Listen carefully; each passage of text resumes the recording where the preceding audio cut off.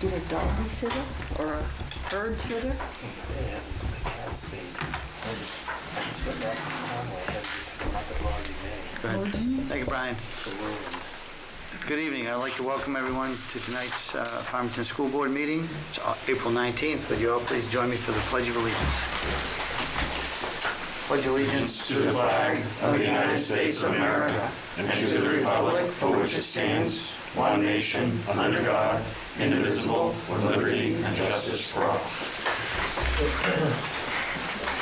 Thank you. Next on our agenda is public participation. Do we have anybody here that would like to address the board? Jen, do we have anybody online that's indicated they wanted to address the board? Would anyone that is online at this time like to address the board? Please unmute yourself, identify yourself and your role or your street address.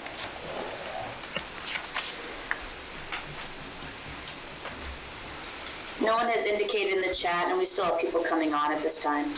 Okay. So at this point, I'll move to the next thing on our agenda, which is an audit presentation. We have somebody here to present, so if you'd like to come up to the mic and...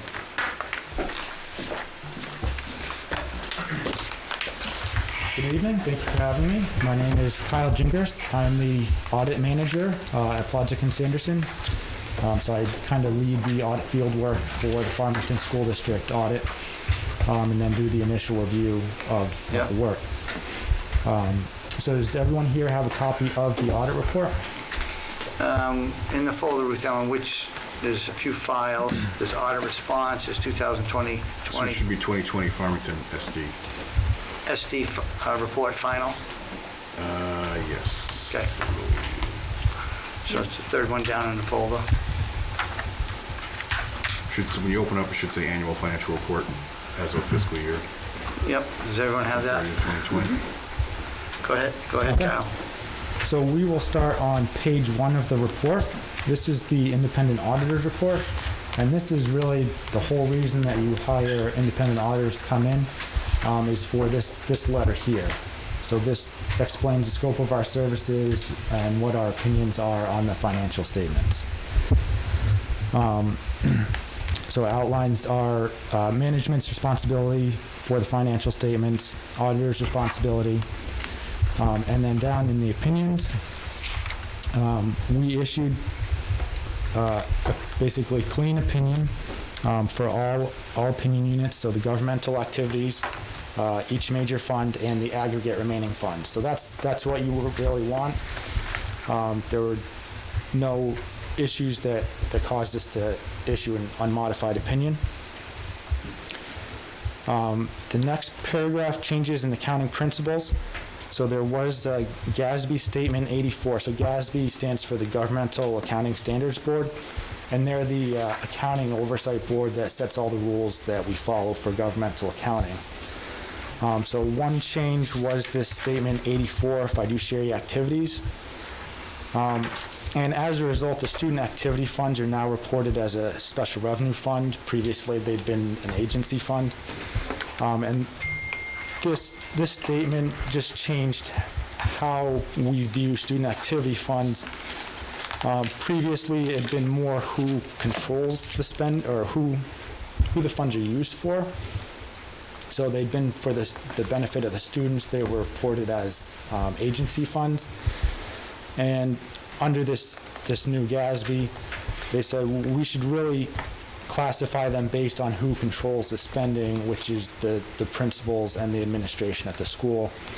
So that just reclassified them as a special revenue fund.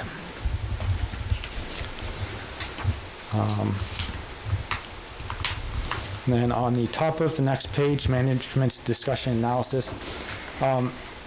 This was omitted. This is a common occurrence when there's a change in management in a government where management hasn't been there the entire year, or they're picking up in a subsequent year, so they may not be familiar with the results of the audit. This doesn't affect our opinion on the financial statements themselves. All the numbers are still accurately stated. So next we'll go to Exhibit A, which is on page 3. So this is showing us the governmental activities. This is the biggest picture, considering the school district as a whole. It considers all funds of the school district, so general fund, food service fund, grants fund, student activity funds, and it also includes long-term assets and liabilities. So under the assets, we have capital assets. Under the liabilities, we have non-current obligations, so due within 1 year, due in more than 1 year. So these are assets that wouldn't show up on your general fund balance sheet because they're more long-term. They cover multiple years. The general fund typically looks at what occurs in 1 year. So that's basically the difference between the governmental activities here and the general fund, which we'll get to next. Exhibit B just shows the revenues and expenses for the governmental activities. Then we'll go to Exhibit C1 on page 5. So this is the governmental funds. It breaks down the different individual funds that the school district reports. So we have a general fund, which is the main operating fund. We have a grants fund. This is where federal funds are reported. They require separate reporting and accounting. There's a fund for food service. And then the last fund, other governmental, these are all non-major funds. And this consists primarily of your student activity accounts.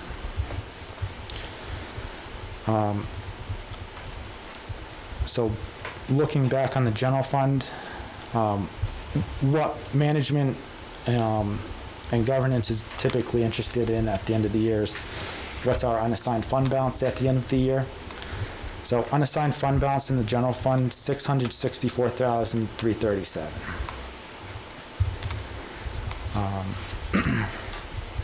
And then we'll touch a little bit later on how we get to that number, what fills into that. So on next page 6, Exhibit C2, this compares what the differences are between the governmental funds and the governmental activities. So this lists out all of the long-term assets and liabilities that are reconciling items between the two.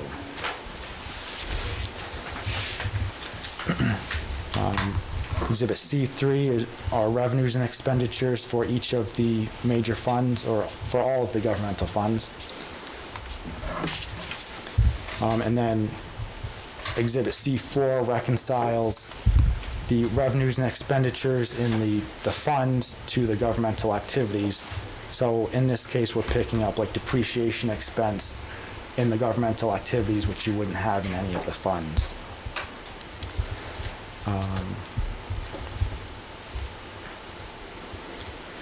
Okay, so any questions on that so far? No? No? Okay. Just have one. Yeah, go ahead. On your student activity accounts, classifying them as a special revenue account, Yes. you classifying them special revenue under auditing standards or under RSA? Under auditing standards. Okay. Yeah. Yeah, so our RSAs are a little bit different. They dictate how the school operates in reporting information to the state and does all its budgeting.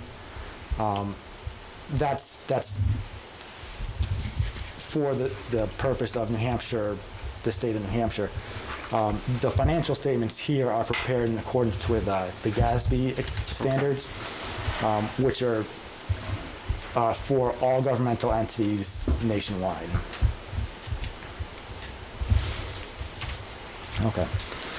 So I'm going to skip through most of the notes. They really just detail what's in the financials. I'm going to go just touch on note 16, which is on page 29. So this is just prior period adjustments, and this shows the student activity funds, which we picked up that weren't previously reported. They were in the fiduciary funds before. And then one other restatement was the food service fund in the prior year wasn't considered a major fund. This year it is, so we just moved it from the non-major funds to its own fund.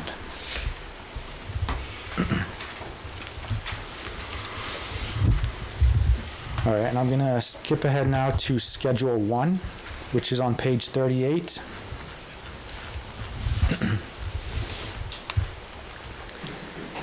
So this is a budget to actual. The next couple schedules are budget to actuals. Schedule 1 is budget to actual for revenues for the general fund only. So this would be a good place to analyze how the school district did on a revenue side. So one thing on catastrophic aid, the school district received a little more than anticipated. The other thing on the transfers in, it's under budget, so part of that shortfall was that there were projects that were delayed or not done due to the COVID, which I think one included like security updates at the school. So those would have been covered by the trust funds. Had that work been done, you would have received that revenue. But because you didn't have the expenditure to get reimbursed, you don't have the revenue either. And then next page on the Schedule 2, this is the budget to actual for expenditures in the general fund.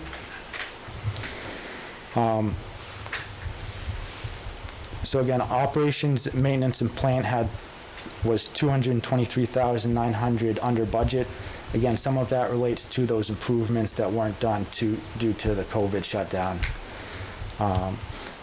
But this Schedule 2 would be a good place to evaluate how you did overall for the general fund, whether you were over in some places or under. It's probably consistent with what you see at monthly updates that you get from Brian. And then if we flip the page to page 40, Schedule 3, this shows our changes in unassigned fund balance. So the school district began the year with $1,145,706 in unassigned fund balance. Of that, $965,290 was used to reduce the tax rate. $225,000 was voted in warrant articles to go to the trust funds. And then we had a revenue shortfall, which is shown on Schedule 1, of $45,763. Unexpended balance of appropriations, which is what you want. It means you are under your budget. $714,684. So your total budget surplus for the year, $668,921. And then to get to the ending unassigned fund balance, which we had on Exhibit C1 on page 5, there was a decrease in the committed fund balance as well. So again, from a management evaluation perspective, I would say these final 3 schedules, 1, 2, and 3, are probably most beneficial in evaluating how you did overall relative to your budget, and also how your fund balance increased or decreased from the prior year.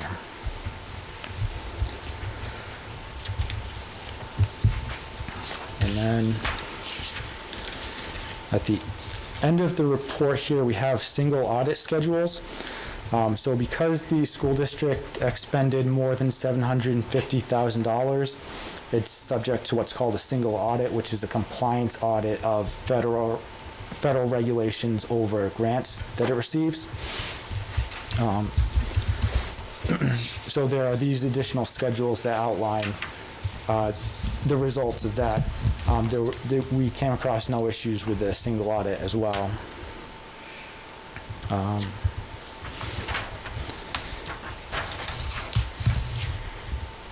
So on pages 44 and 45,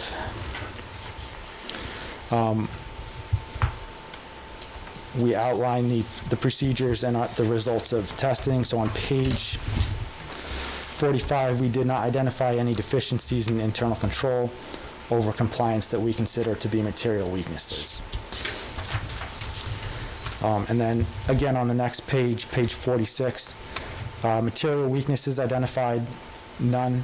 Significant deficiencies identified, none. That's what you want. So we didn't encounter any issues that need to be reported pertaining to the single audit. So that's again, a good thing. So, any questions or additional detail or anything else I can answer? Does anyone on the board have any questions for Kyle? Now, Kyle, this is the, I believe your firm is new to the Farmington School District in the last few years? I believe this is our second or third year Second doing year. it. Correct. Who did we use before that? What are you telling? Melanson. Good. Well, it's good that you came in and presented, and I'm glad that we fared so well. Yeah, I would be, if I was in your seat, I'd be pleased with the results of the audit. I think everything came out the way that you would want. So, well, thank you very much for your time. Thank you. Thank you. Let's go. Good evening. I think we're good. Thank you so much. Thank you. Have a good night.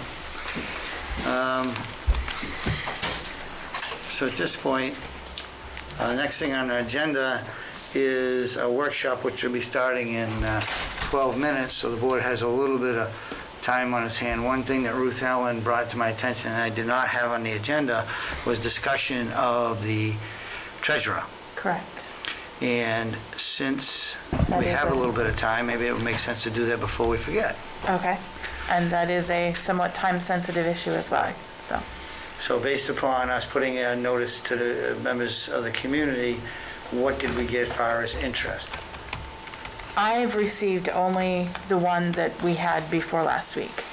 I've not received any others. Okay, so at this point, we've had nobody, except only one person come forward with the interest for this position. And the board is aware of that because that person sent an email to the board. So I guess what's the board's pleasure on this appointment that we need to make? Have we done sufficient posting and notification of community? And does the board feel comfortable appointing somebody at this time? Keeping in mind that we have a payroll to run. I didn't seem to see the email you're talking about. I know she sent it to the two of us. I She had don't sent know the the... email last week. I believe I forwarded a response and copied the entire board. So it would have been a week and a half ago. Recall it either, but Okay, I was surprised when you said you had one before, because I didn't know that. okay. Maybe it's just the, So it, My computer is in the gym, so, right, sorry. The one sent on the 9th, it's just to you, that's you, me, and Ruth Ellen on it. but I thought I responded and copied the entire board. Maybe I didn't. So at this point, we have one person interested, we make that public. Okay. So the person that's interested in the position is Jessica Parker. Jessica Parker. And she has experience in accounting and finance based upon her career. And so she's expressed an interest in the position to be appointed. I guess, does anyone have any discussion, concerns, or thoughts?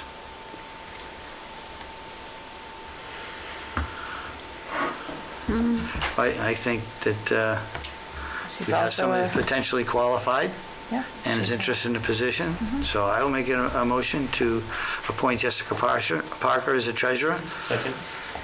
seconded by Joel. So this appointment would last until the next voting, next March, Until, right, right? through the end of the term. So it's a Right. one-year position. The position actually goes Actually, it ends until in- June 30th, Right, yeah. yeah. I- June 30th, that's right. But it's only valid to the next election by the RSA. We can appoint up until Oh, the an next election. appointment? Right, Yes. an appointment can only go in through the term, and then, So during the next election, that person would take that seat immediately, That's once they've been sworn in? my understanding of the read of the statute. Mary's nodding her head. No. I've seen it interpreted both ways. it's cleaner to go through the end of the year. I believe when Mrs. Cardinal came on, she came on July 1. Okay. But you ended on June 30, right? I did. Yeah. But was that an election or an appointment? It is, no, mine was an elected. Yours The was, school yeah. district treasurer is the only municipal elected position that is elected in March, but is bound to continue through the end of the fiscal year. It's the fiscal year, right? Okay. But in your case, Mary, you resigned at the end of your term, Correct, and Angie took over the 1st of July. correct. Mm. I mean, we can get a legal on it. Yeah, so I'm going to make my motion, amend my motion to make it till the July 30th. June I don't 30th. think we can by But no, statute. June 30th. And then if there's an issue with that, we can go back and visit it. So at least we're clear on our But do motion. you, Mr. Chair, do you have to put a date on your motion, or we just appoint? I think she's appointed through the end of the term, and we can get an opinion from legal as to when that Yeah, term okay, ends. then I will amend my That's motion. probably safer. But, yeah. So, it could go either way at this point. The motion is to nominate her, or appoint her to that position, which she expressed an interest. Okay. Any discussion? Hearing none, all those in favor? Aye. Motion passes unanimously. Okay, thank you. Welcome aboard, Jessica. Now, she will have to be sworn in at the, She will need to be sworn in downtown, and there's some paperwork that we'll need to have her get with Brian to sign with the bank. now, another point of discussion is hearing some discussion on this topic. It sounds like we've changed, it may have changed when Jana was here, the responsibilities, what that person did as far as the paperwork involved. Is that how we're going to proceed? Are we going to go back to a system where the staff prepares the reports and the treasurer just signs off on it? Mary, you should speak to this. You have the experience. Yeah. When I took over, I was asked to take over because someone had resigned. And the way it was working then was internally, the checkbooks were balanced, the reports were prepared, any backup document that I requested was there. I basically came in, checkbooks were signed off on, I went through the reconciliation, found everything to be adequate. And the next step was to look at the financials, balancing them to manifest and things, but I did not kick somebody off their computer for 8 or 10 hours a week and sit there and do those things. The people that work with those numbers and those accounts every single day basically went in, put in your pickup balance, ran the report, provided it. If I had any questions at all, I'd stop and ask for the backup information to it. Once I was satisfied that everything was copacetic, I balanced my pickup and my ending numbers, I'd sign off on it. It was sometimes a 10-minute event, sometimes it took me 2 hours to go through it. So what are we doing procedurally now, which is different, or maybe it's not? Well, every district does it differently. It's really up to the treasurer. There's some districts where the treasurer makes all the deposits every day for the school district. I mean, obviously, we don't require that because it's really tedious and would take up a lot of time. But right now, all we do is basically put together a bank reconciliation each month. They come in and they sign the manifest for payroll and for AP, and they do their report annually for the board, because that's what they're required to do through the RSA, is to do a report. Matter of fact, they're not even required to do the reconciliation. They're just required to do it in a certain way if they do it. So they could take our reconciliation, sign off on it, as long as they've verified whatever they want to verify, or they can just do a report each year. But they do have to sign the AP and the payroll checks. Right, and the funds payroll funds can be released without the treasurer's signature, but no accounts But no payable right. can leave the building without that treasurer. The treasurer's signature releases the money only after the board has approved The that manifest. those funds are acceptable to leave the Correct. property. Yep. That's the defining action, is the board signing, saying it's okay, and then the treasurer basically is just an Right. autograph saying, okay, the funds can go. The funds that the board said were acceptable can leave the building. So no manifest signed everything stops. That is correct. Okay, so I guess, is the board comfortable that we're not asking unnecessarily too much of this position? I don't know, I'm not, So I guess, It's really up to the treasurer. I mean, what they feel to do. I mean, if they want to look at they shouldn't be looking at my reconciliation until I complete it, because Right. they're supposed to be the check on me. So once and the reconciliation isn't done the first of the month. It's because we got a lot of stuff that we're still kind of trying to get the Catching up on. paperwork on, and sometimes it's been as late as the 20th. It's I was been gonna as say, I quick- looked for it in the third week. Yeah, and it's been as early as the 5th, but I give them access to, because they have to go into our bank account, they have access to the statements when they come out on the first of the month, so they can look at that, and they can at least start getting their stuff together. Sometimes at the end of the year, there's certain transfers they have to make between funds that the treasurer has to do that I can't do, I can't Right. legally do, like food service to general funds, stuff like that. But that's once, maybe twice a year. okay. The other thing I always did was periodically on each and every manifest there, I would spot check one. I would say, all right, let me see the backup for this, let me see the backup for that. Never in 5 years did I ever have a question. So that says to me that the staff preparing and presenting to a part-time treasurer is more than adequate, unless it's an excessive burden. My grants bookkeeper previously always did that. well, and we don't have a grants bookkeeper right now. We're hoping to we have a part-time position coming back in next year with the new budget, but hers was a full-time position. We have a part-time position coming in. So we will need to look to see where that falls. Again, with another body, I was extremely comfortable with doing it that way, Right. especially with spot checking. Janet changed it when Rachel took over, and then I believe that Angie followed what Rachel was doing. She did. How much of that was done off-site, I don't know. If they reconciled on their kitchen table or how that worked, but She didn't reconcile in the building, that's for sure. No, So, no, So- she would spend maybe an hour in the building at a time. Okay, well, if there's any issues, please let us know. Absolutely. And you're gonna contact, I will be in contact with Sparker. Yep. okay, thank you. So Charlie, at this point, go ahead. before we go, I'd like to send out a massive shout out to our financial team, our admin team, all the people that put the hours in to make one of the very first audits that I've seen in my last 20 years of being involved. This was about as close to perfect as I've seen. And I just think that needs to be recognized. You guys did an excellent job. Thank you. Very proud of it. Get your donut. Chicken parm.